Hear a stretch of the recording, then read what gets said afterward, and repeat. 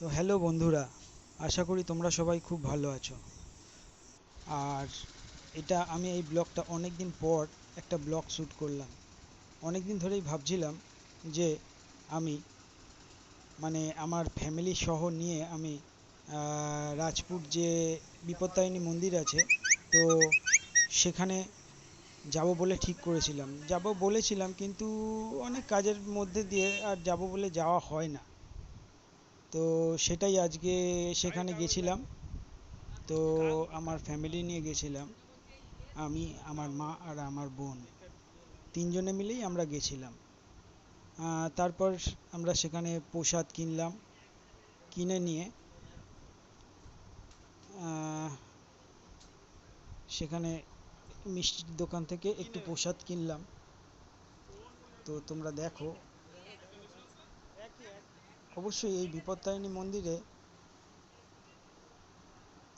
আমি তোমাদেরকে ঘুরে দেখাচ্ছি, তোমাদের দেখতে খুব ভালো লাগবে।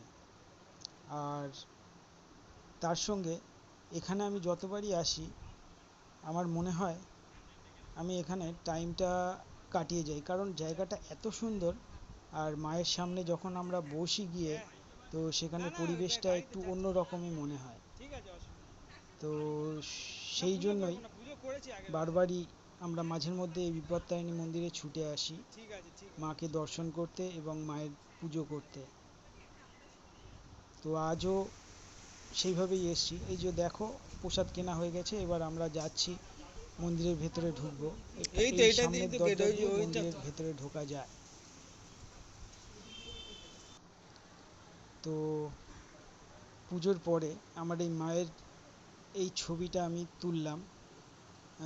মাকে দেখতে খুব সুন্দর লাগছিল, দেখো তোমরাও দেখলে বুঝতে পারবে কি সুন্দর না জায়গাটা।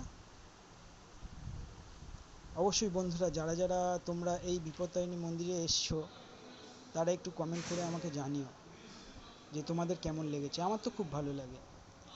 আর এই মূর্তিগুলো দেখার মতন, তাই আমি তোমাদেরকে দেখাচ্ছি, তোমরা দেখো।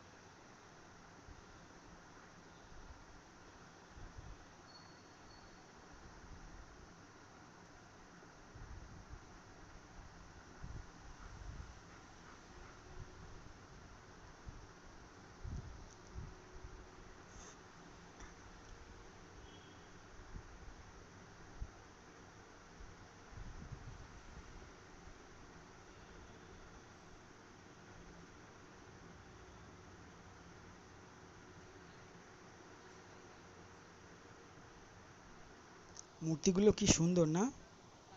এবার আমাদের পুজো দেওয়া হয়ে গেছে, এখানে বাইরে এসে আমরা একটু টিপ পড়লাম।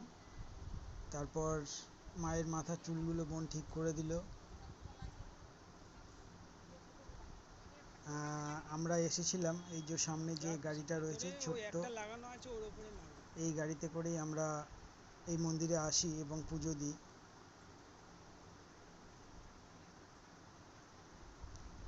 তো এইবার আমরা ধূপকাঠি মোমবাতি জ্বালাবো, জ্বালিয়ে গাড়ির যে ভেতরের ঠাকুরগুলো আছে সেগুলোকে একটু দেখিয়ে নেব এবং গাড়িটাকেও একটু দেখিয়ে নেব, কারণ এটা আমাদের রুজি রোজগার চালায়, তো এটা আমাদের পরিবারের একটা সদস্য। তাই এরও খেয়াল রাখা খুব প্রয়োজন। তারপরে এবার মোমবাতি ধূপকাঠি জ্বালিয়ে এই মন্দিরে গেলাম। এই মন্দিরটা বাইরে আছে এটা, তো এখানে গিয়ে এই সামনে একটু দেখিয়ে নিয়ে ওখানে দেওয়ার জায়গা আছে।